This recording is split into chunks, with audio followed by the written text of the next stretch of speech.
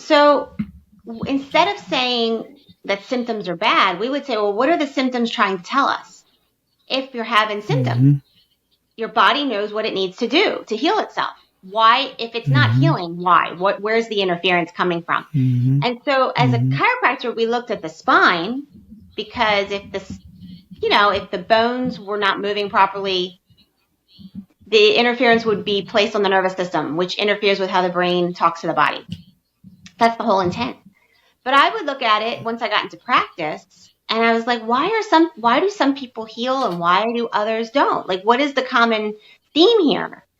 And really, I believe it was stress in all areas of life. You can't compartmentalize your life.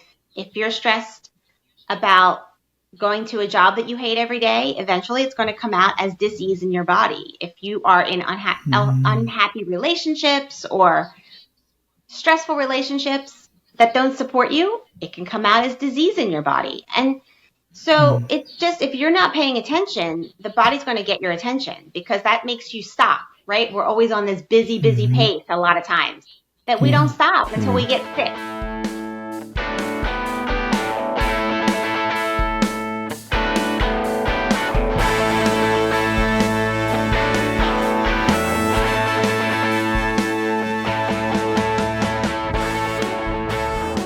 Papaya! Hello all and welcome to another episode of Transform Your Future with me, Eddie Isin, where I sit down with entrepreneurs, thought leaders, and high achievers as they identify areas I can improve on and guide me to further my self-improvement practice.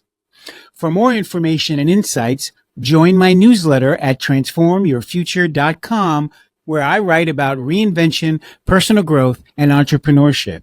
If you like the show, you'll love the content on my site. We want to hear from you. Let us know how we can improve your listening and viewing experience. Suggest upcoming topics or a great guest you know for the show. Please reach out to us through our website, your podcast app, comment, or just text me directly at 813-722-1417. We want to hear from you. Lynn, welcome to Transform Your Future podcast. Thank you so much for taking some time to sit down and chat with me. How are you? I'm great, Eddie. Thank you for having me. Excellent. So we've got a lot of stuff to jump into, but first I think I'd like to just give you the floor to just talk a little bit about your background and how you ended up writing the book. And I'll just give you a wide berth here to go ahead and talk all about it, and then we'll deconstruct afterwards. Okay, great. So it kind of starts back when I was a teenager. I had spinal surgery for scoliosis. And before that, I didn't have any physical symptoms, or I was never sick all the time. After the surgery, they said it was a success, but it left me in pain and sick for a long time, and no one could help me. And I was just in school doing what I was told. I got to college trying to figure out what to do with my life, and someone told me to look into chiropractic. And I didn't know what it was, but I read the pamphlet, and it said, "The power that made the body heals the body." And I thought, how come no one has never said that to me all this time? And I just went to chiropractic school on that philosophy. I started getting adjusted there, and it just changed my life. It started the journey to healing. It started the journey to looking at life a different way, and it just opened up a whole new world. And so you're now a chiropractor, practicing, helping others. How did you end up your travels, right? Was it your travels first and then the book? Is that the right order? Yeah, the book, I was in practice for 18 years. I did my trips to Brazil and India in the first 5 years of practice. My book just came out the last 4 years. So I started doing mission trips while I was in practice, where we would just bring chiropractic to those areas that they didn't have it. And it really just taught me about energy flow and the connectedness of all of us. And it just really, I started to tap it into higher vibrations of what I consider normal now. And I realized that mainstream society really functions at a very low vibration. And that's why there's so much suffering and disease and poverty and all this kind of stuff. But if we start learning to raise our frequency, which is kind of what an adjustment does, a chiropractic adjustment, it clears interference. But if you start to learn to do that on your own, and that's really what I started to tap into, it's about living from that place. So I definitely want to talk about this and talk about the energies. So what was the driving force for you to get you to decide to write the book, right? I mean, there had to be something that you said, this, I have to do this. Can you talk a little about what was the trigger? It was, I wasn't planning on writing a book yet because I didn't feel like my story was finished. I was figuring out a lot of different things about living a truly free life in all areas. But when 4 years ago, we were losing our freedoms and everybody was complying. And I thought if everybody understood health the way I do, I don't live in fear of the medical model anymore, then this would not be happening. And I just thought maybe it's time there was so much fear and propaganda going on that I thought maybe now it's my time to share my healing story, how I overcame so much, learned to heal myself, and really walked away from that old school system that is not really helping a lot of people. So I just wanted to give hope and inspiration and empowerment. And so that's why I decided to share my story at that time. It's interesting, when I was younger anyway, I mean, I'm just assuming it's similar to everybody, all human beings, but when we're younger, we tend to, see things and believe things. We believe that things are possible. We maybe feel the connection we have to living things and we could feel the energy. And, I know myself, I was always very interested in stories where human beings were able to do superhuman feats. I remember one good story was my dad. He worked with a gentleman that got food lodged in his throat, and then they couldn't get it out by doing the Heimlich, and he sat down and meditated for like 15 minutes, and the food passed. And just things like that, and you see, like, wow, like your body can do things that, your mind can make your body do things. Like there's a body mind connection really that's going on, and all these types of things. Then you get older and you start thinking or buying into the idea that you can't do anything. Like, oh, this is just the way it is, And so I love it that you're out there talking about this and sharing this with other people to let people know, like, they have other options. There are other things they can do. There are other things they could try to improve themselves naturally. And I've done a lot of reading about this over the years. And right now I'm in that state again where I'm trying to get my body to heal from the accident I had last year that has triggered all this other stuff again. And I had to have some procedures done. But like, at one time my PSA levels were very high and I was able to get them cut in half by just doing natural things to myself and taking care of myself. So, like, I know it's possible. I was very sick when I was young, and people would, think, oh, this is the end of the world. And I was able, through meditation and gratitude and no stress and really just being part of the world and part of life and my, having a God-centered relationship, with God and myself, that have no effect on me for 36 years now, So I know it's possible, and I'm very much in tune with these ideas right now and looking at ways to improve my health and longevity, which, I'm doing very well. I'm very grateful for my health that I do have. So, but let's talk about it. Let's get in there and talk about what some of the key tools are that you have in there, some of the key ideas and main points to help people right now who are suffering from too much stress, too much burnout, too much running and not taking care of themselves physically. Let's lay it out for them to see what we can do to help some people today. Yeah, so we can go back to where it started for me, is just understanding what chiropractors, I call it the chiropractic philosophy, that there's an inner wisdom that runs your body. And we called it innate intelligence. And as we're sitting here, all our organs are working and we're not trying to do it. Can you imagine if we had to control our heart, our kidneys, our lungs, all the things all the millions of functions that are happening right now in our bodies? They just happen and we take it for granted. So instead of saying that symptoms are bad, we would say, well, what are the symptoms trying to tell us? If you're having symptoms, your body knows what it needs to do to heal itself. Why, if it's not healing, why? Where's the interference coming from? And so as a chiropractor, we looked at the spine, because if the bones were not moving properly, the interference would be placed on the nervous system, which interferes with how the brain talks to the body. That's the whole intent. But I would look at it once I got into practice, and I was like, why do some people heal and why do others don't? Like, what is the common theme here? And really, I believe it was stress in all areas of life. You can't compartmentalize your life. If you're stressed about going to a job that you hate every day, eventually it's going to come out as dis-ease in your body. If you are in unhappy relationships or stressful relationships that don't support you, it can come out as disease in your body. And so it's just, if you're not paying attention, the body's going to get your attention, because that makes you stop, right? We're always on this busy pace a lot of times, that we don't stop until we get sick.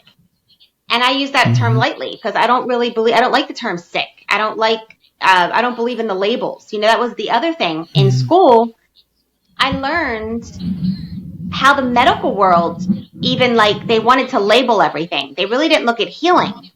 They wanted to compartmentalize the body and say, what are all the symptoms, so I can categorize it with this label, so we can either drug it or cut it out. That's the only way they looked at it. But we were looking at, well, why is the energy in the body not flowing? So I really wanted to get into, with people, I could adjust you all day long, but you got to do the inner work.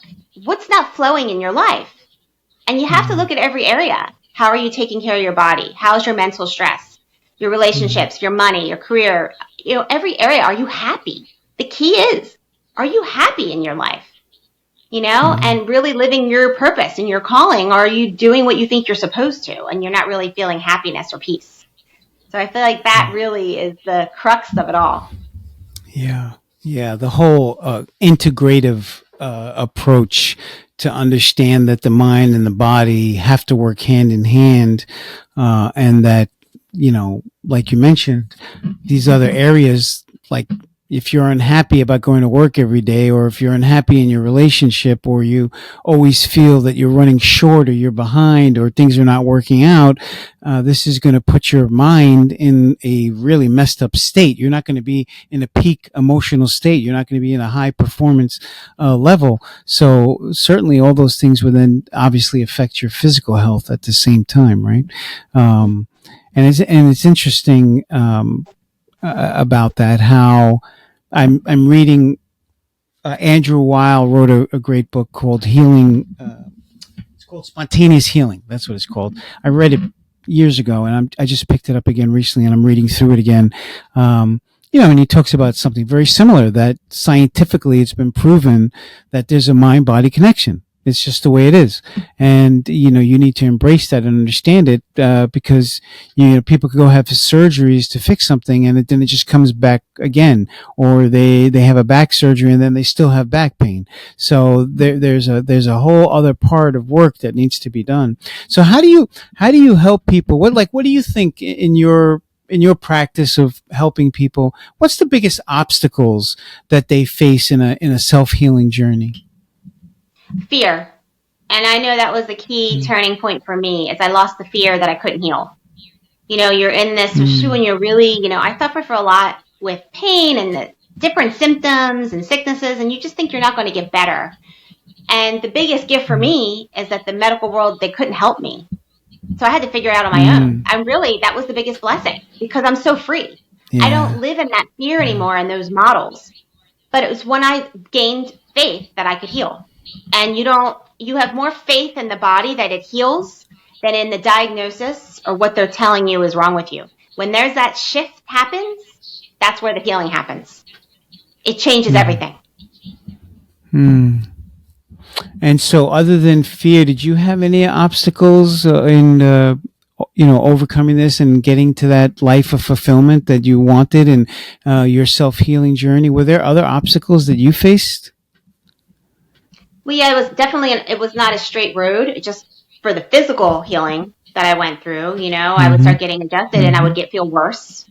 because a lot of times you feel worse before you get better if you're detoxing or your body's getting rid of energetic patterns and things that it needs to clear before it resets itself. So that's why we look at pain and symptoms as bad, but it's part of the healing process. Instead of being afraid of them, if we can honor and be with them, they move faster. And then for me, it really was, okay, I figured out this health thing, but let's look about how the intricacies of everything else works. You know, I got into practice and I realized nobody taught me about money or business. And I realized how much that affects how you practice. And I looked at how much time and money affected how people live their life. It affects your health. It affects how you take care of your body, right? The choices you make every day, the happiness you feel, the quality of life. Not that money makes happiness, but it's the freedom of choice, right? To do the things that really you're passionate about. So I wanted to become financially free. I started on a journey with that. I started really looking at even relationships and people around me and the dynamics I had and how does that cause me to feel like, and that's the flow of energy in the body. How do you feel when you're happy? Everything's flowing. When you're depressed or when you're struggling or that's when everything starts to shut off. So it's really becoming in tune with what you're doing in your life and how it affects your energy flow. You mentioned this term, energetic patterns. Could you explain what energetic patterns are? Yeah, it really is simple. I start just looking at the body, that it's just energy. We're energy, right? I mean, we think we're solid, but it's just different frequencies. And I mean, you can go to the basics of just think about when you're stressed or you're in a tense situation. A lot of times we put our shoulders up or we clench our fists, right? That's kind of blocking the flow or holding the energy. When you're happier, you relax, right? You let it go. You breathe deeper. Your muscles relax. So how do you carry yourself throughout the day? Because if you start creating chronic patterns of holding yourself like this, it's going to bring about dis-ease. You're not in flow. It's very basic. Interesting. And so do we need to recognize the patterns? Right? Do we need to observe ourselves and start recognizing some of the patterns that we might be in? Definitely. I always say I think the greatest thing you could do is to play detective in your own life of what works for you and what doesn't. What's making your energy flow and makes you happy, or what's shutting your energy off, causing you distress. You know, because, and I always recommend it to people, like, become your own best doctor. Really, you live in your body, you know what's going on, and you have to start paying attention. Stop giving authority away to other people to tell you what's wrong. You have to turn the perspective, and really, you can get advice from other people. Get all different kinds of opinions, right? But then go with what resonates with you. Try different things. Always have hope that, you know, when someone is telling you something negative, if it feels off, it's because it's off. If it feels like fear, it's because it's off, right? So that's why I always tell people, become your own best doctor, and that's becoming your own best self. Interesting.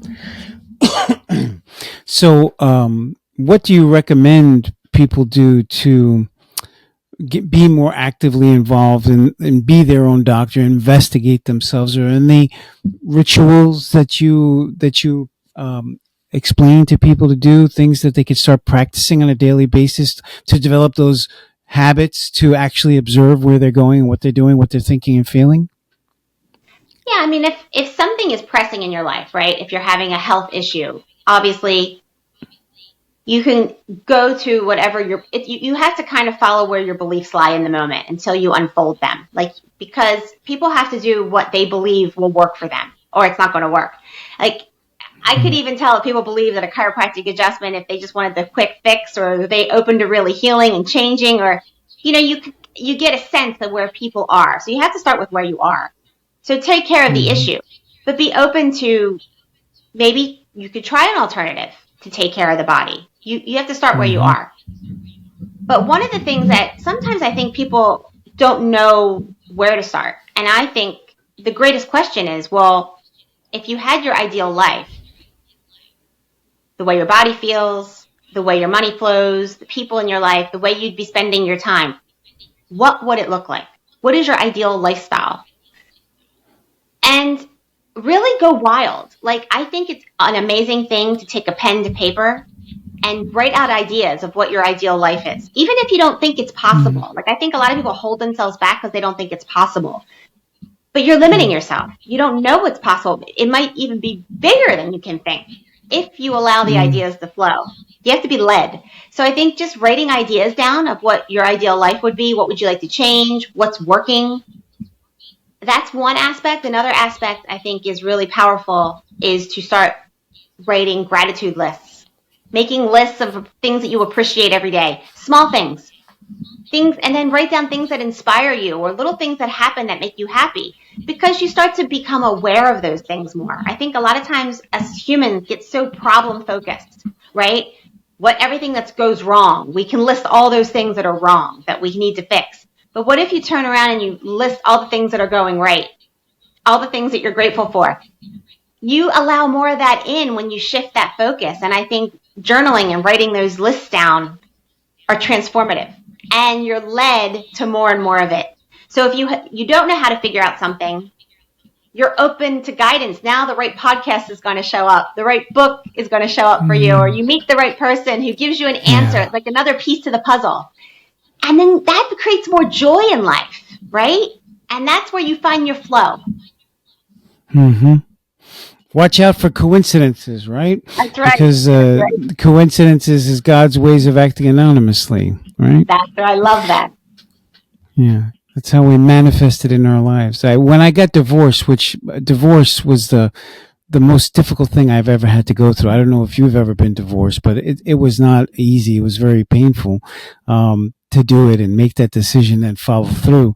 But during that time, once it was done and I was moving in that direction, I started thinking about how do I open myself up to having another relationship with somebody else now, and what do I do? And I started doing things like cleaning out half of my closet so half of it was empty, cleaning half the room so half of it's cleared and empty, making room in the garage so another car could park in there, and just doing all these kinds of things to open up that space in my life for something else to come in.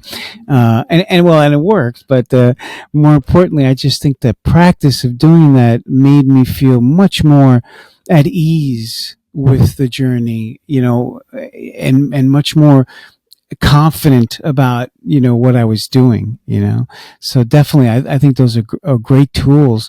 So tell me a little bit about your program, and I think it's about healthy well-being, right? Is that the I help words? people if they want to create healthy habits for themselves, just working with the mind and body. I have a plan for that. And I also have a plan if they want to create another stream of income to incorporate into their life to create more asset wealth, financial freedom. Because I do believe all of that works together. And I believe both aspects are working on your inner self, right? Working out all those limiting beliefs that we carry. Just like you were making room for someone to come into your life, that's an abundant thought, right? Instead of feeling the energy of the loss of the person, you focused on the abundance of who else could come in because there's so much abundance there. And I think that's how we shift our health. That's how we shift our wealth, and doing things that practice becoming aware of, because even I'm still getting rid of limiting beliefs because they're so normal in our daily thought that sometimes you can only peel away certain things at a time. And then you realize, I'm still having like a limiting belief or a limiting thought about that. Let me change my perspective. And I think that's the journey, and to really create the life you desire of what makes your soul and your heart happy. Yeah, I also feel like these things they're not things that you're either or. Like, so you have a limiting belief. You don't just get rid of the limiting belief and never have it anymore.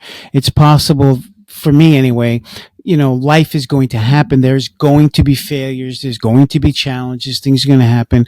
And you have to be keenly aware of yourself, because it's easy to fall back into some limiting belief and start believing that again because of something that happened to you or some failure.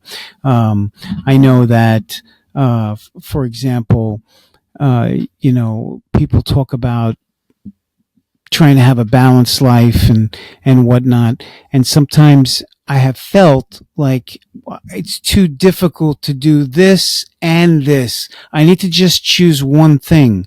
And I start believing this, and I start believing it like it's either black or white, right? It's left or right. And then, time goes by and I'm like, wait a minute, that's not true. Like, I actually can do this and that at the same time. It is possible for me to incorporate everything into my life, not either or. Why did I start thinking again that it's either or, And so it's really important. This is why also I think it's important to have a coach and a mentor in your life, somebody that has your best interest in heart and support systems, so you could talk to people, because without other humans and talking, well, then it would all be, it wouldn't work. I don't think. I think you need sounding boards and, somebody else to look in somebody else's eyes and identify things within each other. Yes, absolutely. So, and I guess really just going back 360 to all this from the beginning, definitely I see how stress and, any type of dissatisfaction in your life is going to cause health problems and be something that's going to be the overarching theme in your life all the time, about when you wake up and you don't want to get out of bed because you don't want to face another day, rather than waking up and wanting to jump out of bed.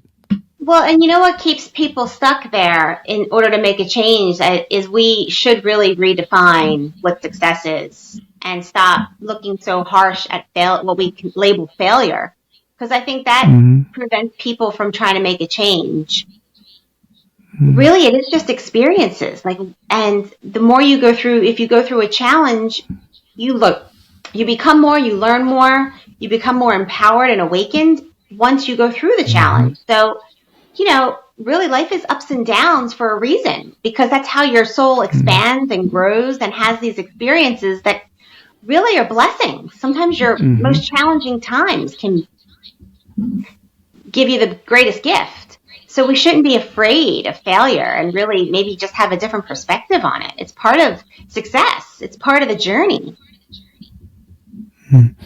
Dr. Lynn Carey, you had made a comment going back and forth about your son and giving birth naturally, right? Do you want to talk a little bit about why you chose to do that?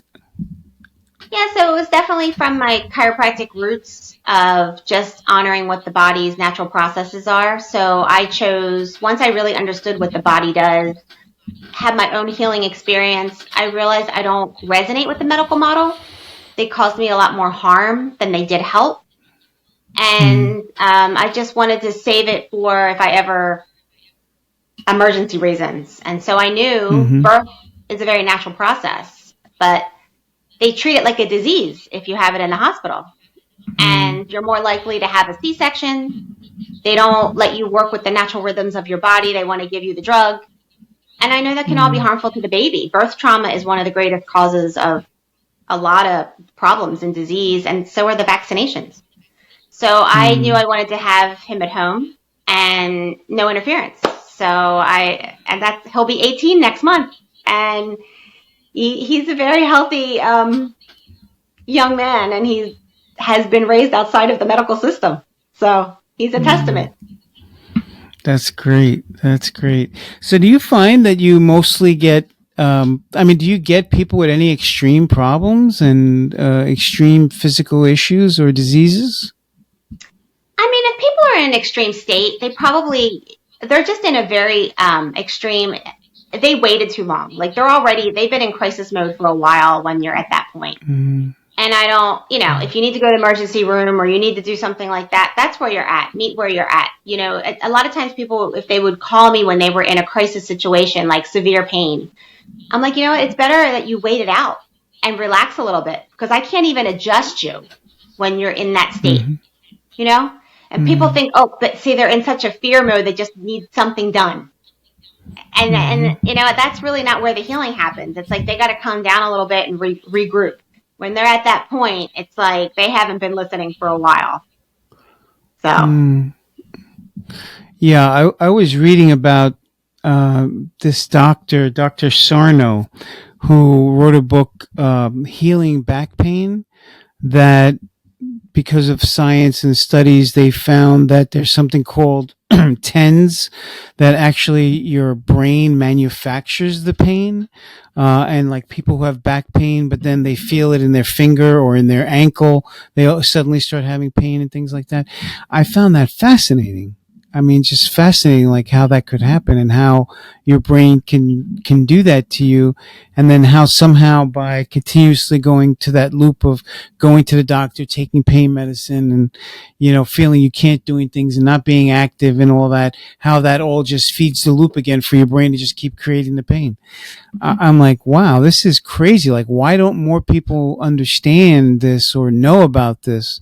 You know, it's wild. Well, you know, it's really interesting. What really shocked me the most when I first opened my practice was I was so excited to share with people, like, you can heal yourself and there's other ways of doing things and change this to that, this to that. You know, I was just really wanted to shout from the rooftops. And then I realized most people didn't want to hear what I had to say. They just want you to fix them and they want to go on with their lives. They don't want to rock the boat. And I had a long time. I had to really make peace with that. And I thought, okay, people can be where they are. It's their own personal journey. And I'm going to become the best I can be and just be an example of another way and meet people where they are, right? But then 4 years ago, I thought I was not allowed, really. I was losing the way I would naturally take care of myself because everybody was living in this fear mongering. So that was a really another perspective. And it encouraged me to get out and start sharing again and speak up a little bit about, because I do believe we're all one, right? We are all one human family, all one spirit consciousness. And I think this is the time of awakening right now. And I believe we get to evolve and go into these higher realm states. That's what's happening right now. I think that's why there's so much crap coming to the surface, so we can transform it. But I think conversations like these, we're making this more normal than the other way by having these conversations, right? So it quells a lot of people's fears. It gives people, it's starting to reach a critical mass where people are looking for another way of life. They're looking for taking care of their health, themselves, you know, becoming more empowered in all areas of their life. And I think that's what's happening right now. So I'm a little more passionate about, you know, just not doing my own thing, but kind of putting it out there a little bit more, speaking up a little bit more, because I think this is the time. What do you find are some common misconceptions that people have when you talk to them about, you know, tapping into the healing nature of their body, tapping into higher frequencies of energy and feelings like enjoyment and gratitude? What are some of the misconceptions they have about energy? I just think the belief's not there yet for people. They have to have their own experience with it. And they have to start with where they are. And it's a process. You know, it's a process to shift, because we've been living many, many years in a lower frequency and thinking one way. So it takes time. You just have to, you know, you start reading a book, or you start listening to a lecture, or you start having body work done yourself and having your own experience just to get yourself there. What are some books that you read that about the subject of healing, body healing, and energy, that were some good books worth mentioning? Yeah, I think the greatest book I always tell people to start with is Louise Hay, You Can Heal Your Body. That's a great one. Definitely. She even has a list of symptoms and the negative belief system that's behind it, and a positive affirmation that you can say. You can really start connecting the dots to the mind-body connection and the stress in your life. Because it's interesting. I'll look up something that I may have a symptom, and I'll look it up. And I'd be like, oh my God, right on. Like, I could say that's happening right now to me. So it's really profound. That's a great place to start. Excellent. We've talked about a lot of different things today in our conversation. I've really enjoyed that. What part of the world are you in?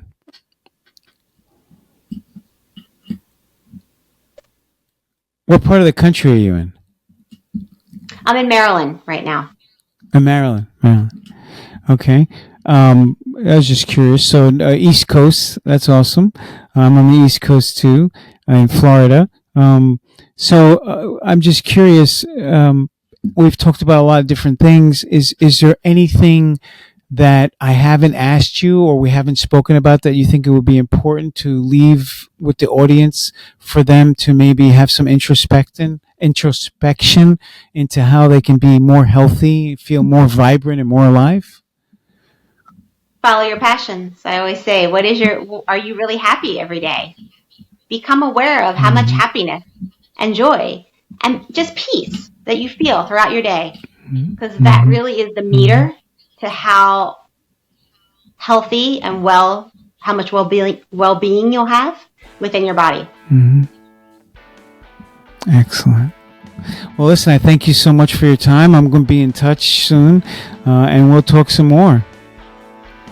That's great. Thanks, Eddie. Thanks for having me. Thank you. For more information and monthly topics of interest, please go to transformyourfuture.com and join the newsletter.